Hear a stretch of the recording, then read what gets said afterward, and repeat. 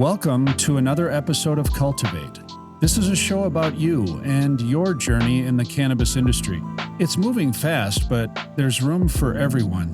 Buckle up as we bring you the people and the technology that are blazing the trail. I was doing my homework. I must have watched 20 hours of interviews. I went through your whole deal. I mean, I'm really humbled, man, looking at your career and what you've done. And I'm watching, I just made a little list. You're Canadian, a musician, a comedian, an actor, a writer, a director, an American, an inmate, an activist, a cancer survivor twice, a father, a husband. Went through all of that. And that was covered. I mean, like Larry King's talking about it, Joe Rogan's talking about it, Howard Stern's talking about it. And I'm humbled, man. I'm sitting here talking to you. Well, thank you. It really means a lot. I mean, I want to thank you for joining us today. And I'm humbled by you being with us. But the thing that I picked up in all that stuff that I watched, going through the 35 or so films that are in your filmography, the 20 plus TV shows, the video game, all those interviews, the Grammy nominations, all that. You're kind of trippy because when you listen to people recount your career to you, you're not really all that impressed. You're most excited. You're most excited about being a comedian. Yeah. Well, when you're a comedian, you're killing like two birds with one stone, in as much as that you get to use the audience as your therapist. Well, comedians, we need our audience because we get a chance to explore, and explore different mindsets, different ideas and then you see what resonates, and the great thing about comedy itself, no matter what the subject is, there has to be a ring of truth to it, and that's what happens when you go to a therapist. Like if you got mental problems or you got marital problems, and so you go to a therapist, and really what the therapist does is listen. That's all they do, and react and give advice when they can, but most of all, I've been to a few therapist, sessions, and then watch them on TV, at The Sopranos, and really all they do is they're the audience, and so I think that was my joy when I found out that I could do comedy, when I could not only do it but love it. Because basically I've been I was the second oldest, my brother was 3 years older than me. And so, and we grew up kind of like country style, and country style is your older brother uses the younger brothers as fodder, as targets. They try different holds, wrestling holds or punches, and they try it on the little brother. And so I've always been kind of shy, and even I always needed a partner, whatever I did, like even when I played music, I was never the lead guitar player, not really. I was maybe in some ways I was the only guitar player, but I never felt like a lead, And then years went by, and I ended up having to learn how to do everything, not just play backup, but I had to learn how to play lead. I had to learn how to sing, and it wasn't until I got with Motown and Bobby Taylor that Bobby, he was the lead singer, and his attitude and the whole black culture. That's what I learned, is that you can do it. Come on, man, you can do it, because you had to do it, because that culture, you had to speak up. Else you had to move your feet or you die. And so I learned a lot of things. But yeah, being a comedian really gave me the confidence, to do everything. So when you talk about being shy, were you nervous? Were you nervous when you got up on stage? When you went to perform, were you nervous, or was it like? Yeah, yeah. It's all of that. When you grow up like in the kind of culture I did, in the 50s, actually 40s, and then the 50s, and I mean, it was especially in the country, whatever identified you was kind of your weakness, especially if you were poor, and it's the survival of the fittest. And so you either had to learn how to run real fast to get home, or you had to stand and take it or fight. My brother, he loved to fight, so he was good. But he got his licks, he took his licks, but he never gave up. And he was more of a doc. I was kind of lucky. I spent the first couple of years of my life either in the hospital or in a orphanage, like a home. And so I never really developed my legs like I should have. And so, at that young age. And so I never really got to be the athlete that my brother was. My brother was a really good athlete. He's the kind, he wasn't that tall, but he was mean and tough and strong. He passed away a couple of years ago, but he was like, he was my rock. He actually, all through school, all the schools, because we were mixed race kids in Calgary in the 50s, and that was like, that was an excuse to either get picked on or to be afraid of. So I know why you played the guitar and why you got into music. At least from previous interviews I watched, it was about getting girls or attention from girls. That was at least one of the side benefits. What was it that got you hooked on comedy? Was there a comedian, or was there an experience that you remember? Did you know you were funny? I loved to laugh. That was one of my things. Even when I was a little guy, I just remember, my mother was a great storyteller. And so she would remind us of different things. No, I loved to laugh. And I always had a friend that made me laugh. I always had a friend. Because that's what you have when you're poor. You count your wealth in how many friends you have, And all you need is one. All you need is one best friend. And best friend can be whoever pays attention to you, But with me, what got me into comedy seriously was that as I progressed musically, first of all, I was a country player. And one thing I learned, all musicians are comedians. I'm talking about, classical musicians. You talk to anybody. That's what happens when you learn music. You're learning truth. You see, you can't play your instrument unless it's in tune.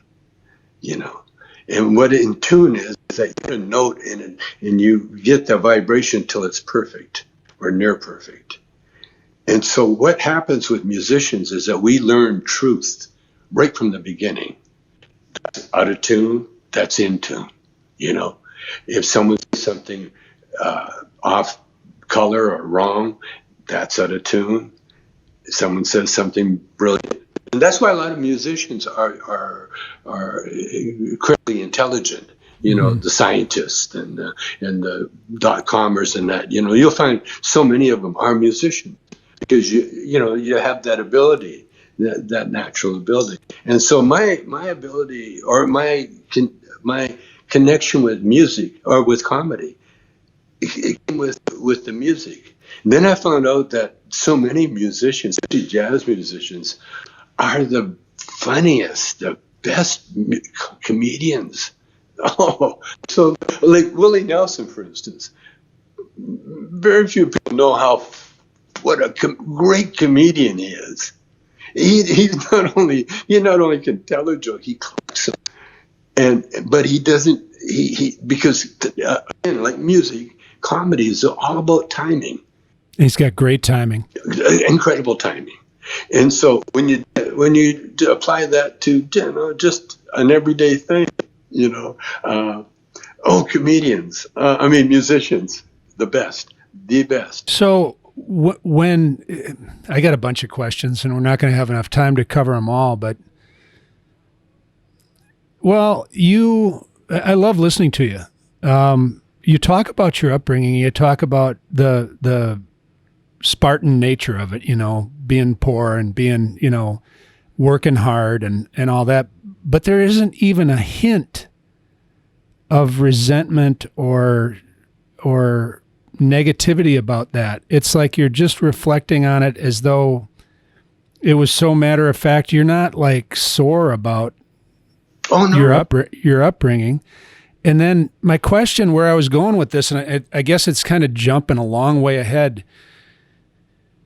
When did you notice, or when did you realize that this was going places? I mean, I used to manage bands and fell in love with lead singers in bands and did the music scene for a long time. And musicians have kind of a whimsical attitude about everything, and they kind of go with the flow, and it's super fun and all that. But at some point in this process, you realized, or you had a chance to notice, we got something here. Did you have a moment like that where you thought we're really onto something? To be honest with you, and I've said this many times, and in a lot of ways it stops conversation. We're unique people, creatures, humans. We're very, very unique, and we're very special. Growing up, I was told by my mother, and it sunk in, that you're very special because of who you are, who your dad is, and who your mom is. People are going to look at you. And so you got to know that you're going to be watched. And so it's up to you how you present yourself. And that stuck. More than anything, and I tell this all the time, and I don't know, the reaction I get is kind of funny. Because we're poor, and when you live in the country, there's no television at the time. Television wasn't happening. We had a radio with a station, and there wasn't like a recreation time. You went from survival to sleep, and then you're back surviving, and then you're trying to put school in the meantime, But so the only entertainment was a church. It was free. Not only free, they would give you a Bible if you attended church services, Sunday school for consecutively for a few days in a row. And so I got into Sunday school. And I got into it so much, the Christian, the Jesus stories. And so I got into it so much that it became my life, kind of. It was the thing I looked forward to, And the stories about Jesus and the apostles and all that, it just resonated in my head. But one time I remember being in church and the minister or the preacher said, God is all around you. And I remember walking home and I'm saying, okay, to myself, I said, God, where's God? Where's God? I was looking around, looking for God, and, in my mind, kid mind, you think, is he standing and watching me? Because they always say, just a closer walk with thee, And so I have this feeling looking for God. And I swear, because I remember this so clearly, I felt something. And then I looked up in the sky. It was at night, and this is the country, and this is in Calgary. And I looked up in the sky, and it was the clearest, sparkling night. You could see the Milky Way. You could see comets. When I asked, "Where is God?" and all of a sudden my gaze went up to the sky, and the Milky Way was right there. It couldn't be any clearer because there was no city lights in the country, in the middle of a field. And the sun, the moon and the stars, the Milky Way was so bright you could see shadows on the snow on the ground. But I look up at the sky and I saw the heavens. And it didn't connect then. It didn't connect really until I started talking about it and going over in my mind, about my relationship with God. And I looked up and I realized, I asked that question, where is God? And I got the answer. And so, and then halfway through I guess I was 8 years old. Uh, in the summertime, my brother and I were walking down, looked like Tom Sawyer, barefoot and on a dusty road. And all of a sudden a car pulls up and it was full of church people, young guys. And they said, "Hey, you guys want to go to camp? Summer camp?" And we said, "Yeah, we do." Where's that? What is that? They said, "Well, hop in and we'll drive back go to your house and get your mother's permission and have her sign." So they did. And we went to summer camp, and it was Bible camp. And that's where I learned show business, because they had little huts for everybody. And the first thing they did that night we got there was teach you how to pray. When you learn how to pray, I mean, seriously, everything good happens, because that's a promise. And the Bible itself, it's really a book of instructions. You know how you buy something and like just a drill press and I got to put the drill press together, so you get the book of instructions. And it tells you the steps that you got to do in order to put this drill press together. Well, the Bible is basically a book of how to live your life. And it has stories in there that if you go down this road, this is what will happen. If you go down this road, this is what will happen. But if you go down this road, then, this is all the good things will happen, But you have to follow the book of instructions. Because when I went to prison, it was like going to camp. It was like I was back in camp. And so I turned the whole prison experience into a religious retreat. And now I'm older. And now I'm reading the books of like Emmett Fox or Joel Goldsmith. And again, it was a jazz musician that turned me on to the metaphysical world. A guitar player. I'll think of it as Sonny Greenwich from Montreal. He turned me on to a book called The Third Eye. Now, The Third Eye, it's about a reincarnated Tibetan monk who comes back as an Englishman. It's a true story. T. Lobsang Rampa was his name. And he was from England. And what he did, he wrote a book. It's out. The Third Eye, if you want to check it out. I'm writing it down. It tells you why we're here, reincarnation, the whole thing. There's the silver cord attaches us to our overself. Our overself, there's God as the Almighty, but we have ourselves looking after us and other people that are on the planet. Too, we're all connected, and we're connected with the silver cord. And the silver cord is that cord that goes to your overself. And when you die, when you finish your term here, you go through that silver cord back to the source. And then you get another sign, and you come back, and you're born again, and you start all over again. And this goes on for eternity.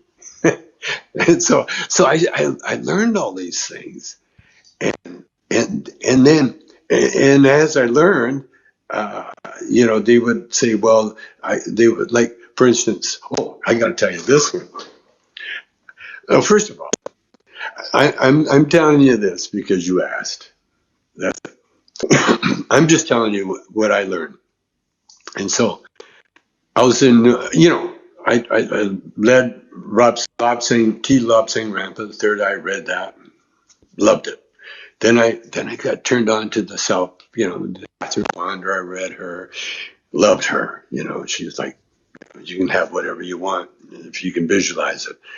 And then I got turned on. I was in New York, and I was bodybuilding then, and Cheech and I, we were happening. Yeah, it was Cheech in the Cheech and Chong years. I'm walking down 42nd Avenue somewhere, and for some reason I'm just walking to the gym, and Mid-City Gym, and I got my gym bag and I'm walking along. All of a sudden, I turned. I didn't mean to, but I turned, and I'm standing outside HarperCollins Publishing. And I look up, it's HarperCollins. No, that was the book that publishers that publish, different books that I read. So I knew who they were. Then I walked in. I felt like someone was pushing me. And I walked through the door and I walked in. And then I literally was led right onto this section. And then I felt something pull my arm down and pick up a book. It just like that.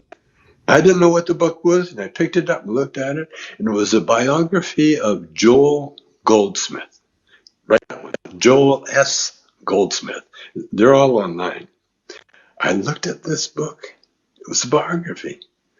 Put it in my bag, went up and paid for it, and went to the gym, worked, came back, read the book, changed my life. Changed my life. Again, you got to read it. Joel S. Goldsmith. Just briefly, he's a Jewish guy in New York. That was a businessman, and he had the same kind of calling I had. And he started going to Christian Science meetings. And next thing you know, he was a reader for Christian Science, and then he became a healer. But read his book. Read his book. No, I love it, man. That's awesome. So you talk about Goldsmith being a businessman, and I'm going to take a second because I want to do this. I got this in the mail. This might look familiar to you. It might not. I don't know how much of the Tommy Chong product you actually end up seeing out in the world. I got a box in the mail. I bought some of this last week when I knew I was really excited to have the opportunity to talk to you, and I got turned on to CBD a few years ago. I help Boveda at Cannabis shows. So I go to all these shows, and people are, they're hawking their wares. And I got, there was this really wonderful gal, Christy, that was working for Elixinol. And she, at the end of the show, she said, hey, if you want to try this, I can give it to you at a discount. So I started trying CBD. So when I saw that you had a CBD line, I ordered some. And I want to take a second and just talk about it. It's all very well packaged. You should be happy with that. Yeah, I'm very happy. This is good vibes, just good vibes. No jitters, no crash, CBD. You recognize that one. That's the upper. That's the daytime one? Yeah. It's in the orange, the bright. This must be the nighttime one. And the nice dreams. Nice dreams. We were just talking about nice dreams. Joe Madrid had mentioned, and I got to forget, I got another commercial. This is hilarious. I'm walking around today. Everybody in the office is saying, "Are you really talking to Tommy Chong today?" And I said, "I think I am. I mean, if he shows up, Jean-Paul was very kind to connect us." So Mike Anderson, who's our logistics coordinator, says, "Yo, I feel like Chris Farley saying this to you." He says, yo, if you get a chance to ask Tommy Chong a question before you get started or afterwards, or right in the middle of the show, as the case may be right now, can you ask him about acting in the movie Color Out of Space? Or at least just say I loved him in it. Ha ha. Yeah, that was, again, everything that happens to me is freaky. It's ordained. Color Out of Space. Yeah. I get a call from this, Stanley, the director. He was a recluse. He's from South Africa, and then he ended up in England, and he ended up being hanging out with a horror movie guy. And became like one of these guys that did these great horror movies with a message. And again, there was a part in the Color Out of Space for me that he insisted that I'm the only guy that could do it. About a hermit that lived in a shack behind a mansion, and he had the psychic power, but he smoked a lot of weed and he drank a lot of coffee. And he had a little hut. And so I went over to Portugal, and we shot that movie over there. And crazy, but you know what was real freaky about it? Color Out of Space is about a virus that comes from the meteorites, and eventually it starts killing people. Everything it touches, it kills. It was killing people. And this was exactly a year in March before the virus hit America in March. Ooh. I mean, that is trippy. You talk about freaky, because that was the last thing I did. I'm there, and Nick Cage is in it. He plays the husband, and Nick is. Unfortunately, I never had any scenes with Nick, but he's a buddy. I've met Nick. Hung out with Nick one time. But the movie itself, I'm not a horror movie guy at all. I can't. My daughter has done a couple, Precious, and she sent me the script. I can't even read the script because I have dreams, and I don't want to have those kind of scary dreams. I don't like being scared. So Color Out of Space over there, and they had to do makeup and everything, and the way I do acting now, I put like Marlon Brando used to do, put a earpiece on, and then they read me the dialogue. That way I don't have to memorize anything, but I can. It's just my thought. And so I did the whole movie with the earpiece and the director, and he was the director writer kind of thing. So he gave me the lines to say and everything else. And then when I'd get the gist of what's going on, then I could, do my part.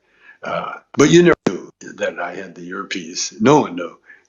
And I'm a big mouth. I'll tell everybody all the secrets that I can. But it was freaky. A virus that just went around the world killing everything. That is trippy. Yeah. That's really weird. So here's what's surprising to me. I just love talking to you. I could listen to you all day. I know you can't stay all day. But I'm kind of surprised. We were 52 or 53 minutes into the conversation before the word cannabis came up, or weed. Because I mean, everybody just assumes you're going to talk about the plant. We went down some paths that I didn't expect at all. I mean, the stories that you told about going to Bible camp and the stage experience and the feelings that you got. What a great conversation. I could listen to you all day, man. I'm glad. Well, thank you. Thank you so much, Tommy Chong. You're listening to Tommy Chong. He's a guest today. Amazingly, he's on the Boveda Cultivate podcast. Super grateful for your time, sir. Really want to thank you for the, just thank you. One last, because we never talked about cannabis. Cannabis is a gift from God, literally. It's in the Bible. Moses called it, Moses talked to the burning bush. That's the burning bush he was talking to. It was a cannabis plant.